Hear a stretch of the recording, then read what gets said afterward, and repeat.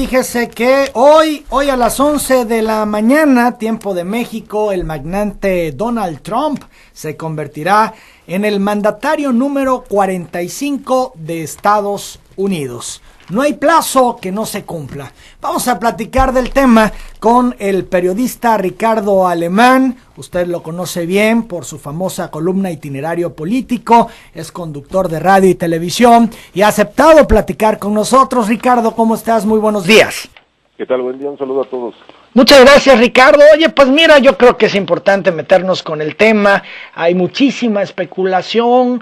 Fíjate que mucha gente aún en México no entiende cómo un tipo burlón, intolerante, mentiroso, buscapleitos, abusivo, autoritario, grosero, impredecible, racista, provocador, insolente, pudo llegar a la presidencia del país más poderoso del mundo. ¿Tienes una explicación al respecto, Ricardo? Sí, déjame decirte y decirle a tu audiencia que pues lo que estamos viendo es el nuevo tiempo a través de nuevos mecanismos de comunicación. O sea, hasta hace muy poco tiempo, una década por lo menos, no teníamos pues el manejo de las redes sociales, que es un extraordinario método de comunicación o intercomunicación entre los ciudadanos. Entonces, el asunto de las redes, además combinado con un discurso populista, un discurso racista y con todos los adjetivos que le has planteado, que le has colocado correctamente al señor Donald Trump, bueno, pues hicieron que la mitad de la sociedad norteamericana, hay que recordar que la elección prácticamente se partió en dos, la mitad de la sociedad norteamericana escuchó lo que quería escuchar, escuchó las mentiras que le gusta escuchar a esa sociedad y que fueron retroalimentadas a través de las redes sociales. Este fenómeno no es nuevo en el mundo, lo vimos también en Gran Bretaña con el tema del Brexit, lo vimos en algunas otras elecciones importantes, por ejemplo en Colombia, con el tema de la paz. Es decir, estamos viviendo un tiempo en donde ya los mecanismos clásicos de la comunicación ya no sirven o poco dicen a las generaciones nuevas, incluso a las generaciones ya de algunos años. Entonces, me parece a mí que simple y sencillamente vimos nuevas maneras de hacer política en Estados Unidos, que era el país que combatía el populismo, pues desde que aparece esta expresión, por lo menos en el nuevo siglo, o en el siglo pasado, mejor dicho, en América Latina, en Perón en Argentina. Bueno, pues resulta que ahora ellos son los que son víctimas de este populismo. Entonces, es un fenómeno, me parece, insisto, que no es nuevo, que tiene una explicación muy clara y que en México también estamos en riesgo de llegar a esa conclusión. ¿Te refieres por algún personaje en particular en México? Uno que ustedes conocen muy bien, que se llama Andrés y que se apellida López. Andrés Manuel López Obrador, ¿es el riesgo de que en el 2018 llegue? ¿Así lo vislumbras tú? Sí, yo creo que es un riesgo que vivamos algo parecido a lo que están viviendo a partir de hoy los norteamericanos y algo muy similar a lo que pues en los últimos 15 años han vivido, por ejemplo, los venezolanos. Ricardo Alemán, ¿es un riesgo Trump para el mundo? ¿Es un riesgo real o es parte de, digamos, el mito que se le ha generado a su alrededor? Mira, yo creo que hoy empezaremos a saber realmente cuál es o quién es Donald Trump. A mí me parece que buena parte de la construcción de su candidatura fue un diseño pues a modo, o una candidatura de diseño, si se quiere ver en el otro extremo, en donde digamos, aprovecharon las características del personaje, en donde se diseña correctamente para los objetivos que se buscaban un discurso y en donde pues se plantea quién es el receptor de ese discurso. Y les funcionó, es una ecuación que resultó acertada. Luego viene el Donald Trump, presidente electo, que empieza a matizar en algunos casos y empieza en otros a lanzar amenazas ya abiertas y veladas. En este caso, el Trump, presidente electo, no vimos más que pues un ejercicio que es clásico en grandes empresarios, sobre todo estadounidenses, en donde la estridencia, el engaño, la mentira abierta, pues son parte de los ejercicios de negociación. Es decir, yo hago grandes aspavientos, insulto, ofendo y digo que voy a hacer o voy a llegar al extremo para que mi adversario, esto entre empresarios, para que mi adversario empresarial pues abra las posibilidades de negociación. Ya después esto establece un escenario apropiado para sentarse a dialogar y a negociar. Es como Trump acostumbra hacer sus negocios. Ese es parte de su estratagema, lo ha hecho en muchas ocasiones. Quienes lo han estudiado lo definen así como un gran estridente que amenaza, que advierte, que plantea destruir a su adversario, y esto lo coloca en una ventaja cuando se sientan a negociar. El adversario está un poco amedrentado y al final obtiene buenos resultados. Terminan como terminan todos los empresarios y todos los políticos, sentados tomando un café y tranquilamente siendo amigos. ¿Qué hacer ante un personaje como Trump? Y me refiero en particular al gobierno mexicano. ¿Hay algún antídoto contra Trump? Yo creo que el único antídoto que hay, y lo estableció desde el principio el gobierno de Peña Nieto, pues es la utilización de las dos herramientas históricas que tiene la humanidad y que luego asumieron las instituciones ya cuando se establece el Estado, o el Estado-Nación, que son la política y la diplomacia. Yo creo que el Estado mexicano, el presidente, porque primero déjame decirte que este tema no es solamente del presidente.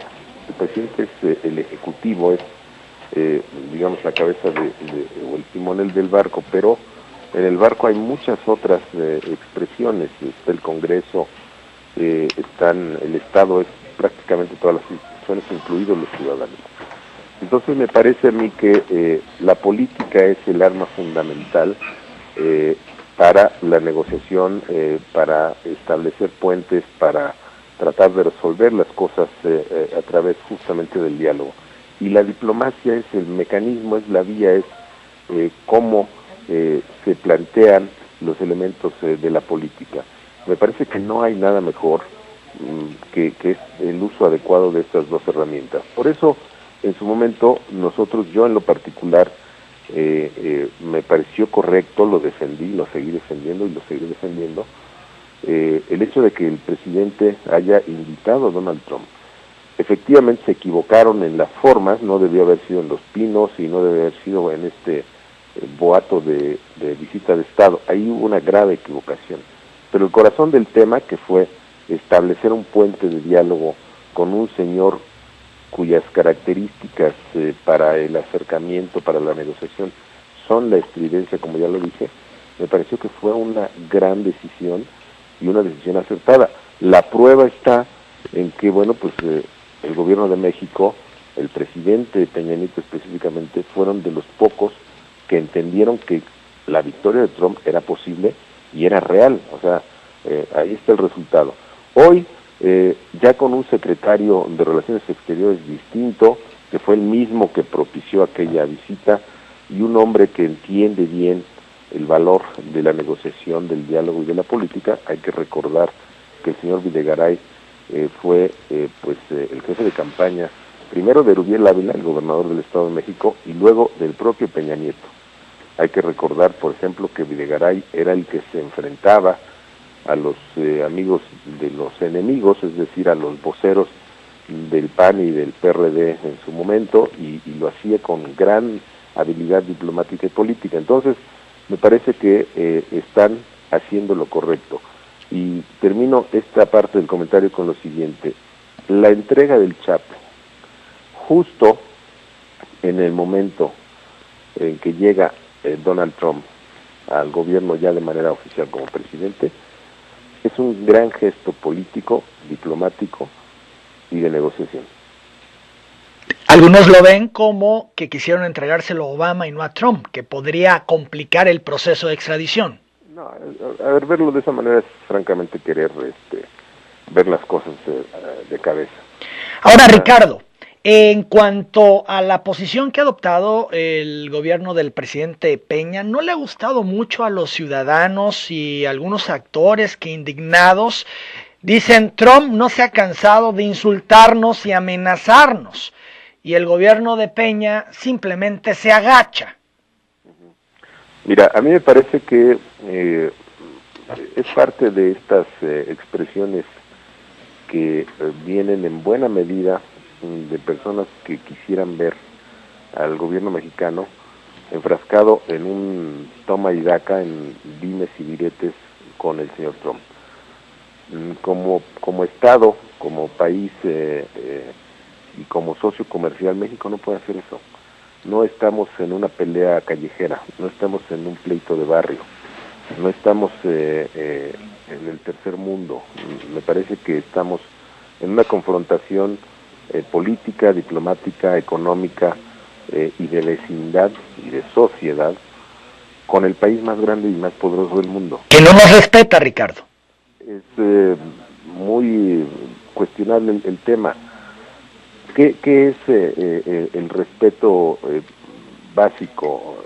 Que nos apapachen, que nos volteen a ver, que nos estén diciendo cosas bonitas. A mí me parece que... Porque no nos insulten, ¿no? Y que no nos amenacen, pudiera ser. Ahí está precisamente el tema. O sea, no podemos responder con un insulto al insulto. Tenemos que buscar las formas. Yo creo que es correcta la apreciación de que no nos pueden ver como si fuéramos la sirvienta de la casa, no nos pueden ver como si fuésemos el jardinero, como alguna vez lo planteó un presidente.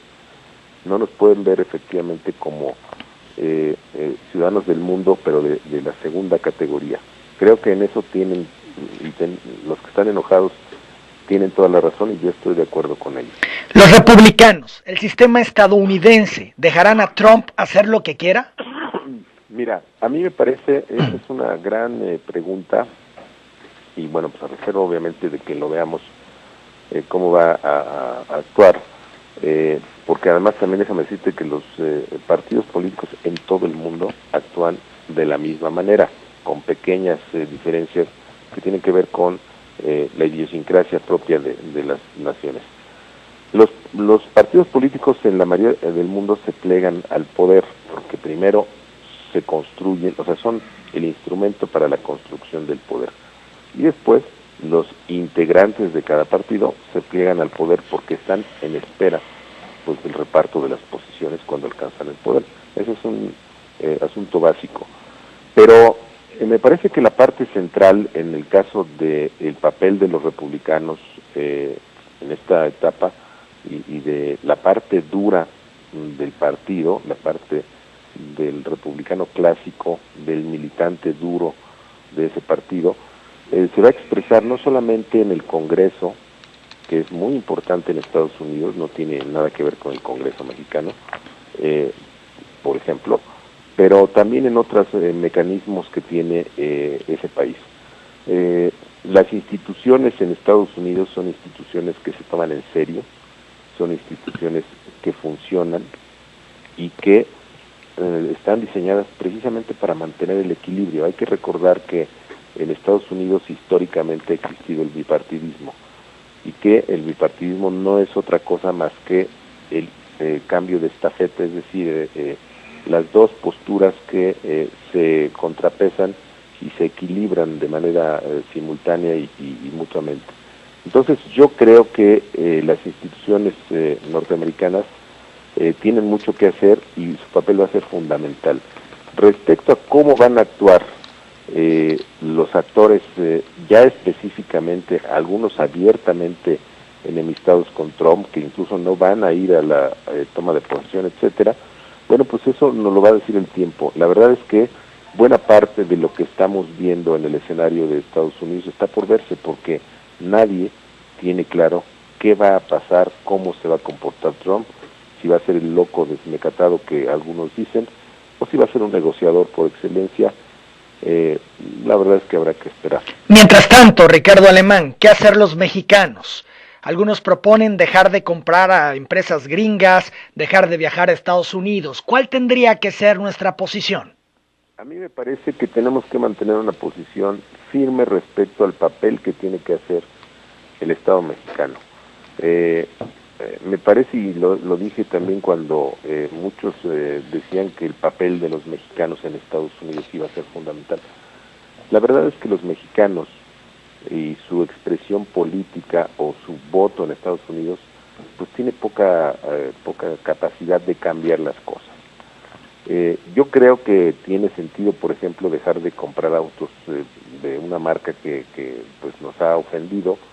Tiene sentido no viajar a Estados Unidos si así se desea. Creo que es un asunto individual. Pero en lo que no podemos dejar de empujar, dejar de decir, dejar de hablar, es en la exigencia a que el Estado mexicano, todo en su conjunto, y el presidente en lo particular, no retrocedan un milímetro respecto a las posturas de dignidad del Estado mexicano. Es decir, a mí me parece que no es un tema, como la mayoría de la gente lo piensa, solo del presidente. Estamos acostumbrados a esta cultura del papá, ¿sí? Nuestro papá, el presidente, si es bien, aplaudido, y si no, es vapuleado. Pero el presidente es solamente una pieza de un engranaje en donde todos tienen una gran responsabilidad. Los partidos políticos, los legisladores, los empresarios, los periodistas, la iglesia, muchos sectores sociales tienen responsabilidad, los ciudadanos en conjunto. Entonces, querer decir o querer exigir que solo sea el presidente, a mí me parece una tontería. Me parece que les tenemos que exigir a todos por igual, desde el partido político más pequeño hasta el mayor, hasta pasando por los congresistas, los gobernadores, que son fundamentales también en este caso, sobre todo los fronterizos, los gobernadores de aquellos estados en donde hay polos industriales muy importantes, el Bajío, por ejemplo, tienen que reunirse, por ejemplo, con los gobernadores del otro lado, en donde vienen o de donde vienen gran parte de las importaciones norteamericanas a nuestro país. O sea, me parece que la tarea es colectiva del Estado y de las instituciones, incluida esa institución fundamental que es la opinión pública. Son las 8 de la mañana, 15 minutos. Ricardo Alemán, muchas gracias por estos minutos. Estaremos en comunicación. Te envío un fuerte abrazo. Un saludo a todos. Buen día. Gracias. Buenos días. Es el periodista Ricardo Alemán. Son las 8 de la mañana, 15 minutos. Vamos a la pausa.